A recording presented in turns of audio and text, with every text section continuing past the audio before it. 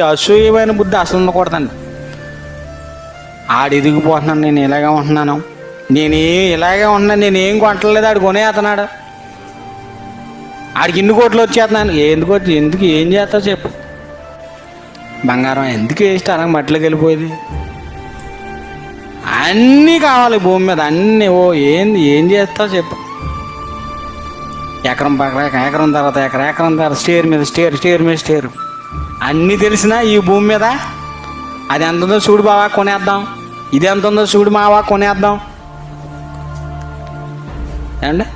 ఎందుకంటే నెమ్మదిగాను సుఖముగాను బ్రతుకుటకు భూమి మీద తిండి బట్ట లేకుండా నువ్వు వెళ్ళిపోతే అది సరిపోతుంది.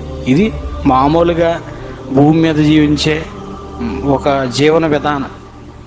దేవుడు తిండికి బట్ట లేకుండా లోటు చేసుకుంటాడు. అక్కడేదో చేసేద్దాం, ఇక్కడేదో చేసేద్దాం, ఏముండదు. Time waste. ఈ ఈ పీరియడ్ ఏదైతే ఉందో ఈ టైంలో నీ టైం వేస్ట్ అయిపోయి దేవుడికి ఉపకారం లేకుండా పోతాను. అది నీకు తెలియదు. అది అర్థమవుతుందా? దేవునికి ఉపకారం లేకుండా పోతావు. అది సంపాదించి ఇది సంపాదించి ఏమన్నా టైం వాల్యూ మన ఎవ్వరికి తెలియదండి. ఇక్కడ కాలం ఎక్కువైపోయింది కదా నీకు.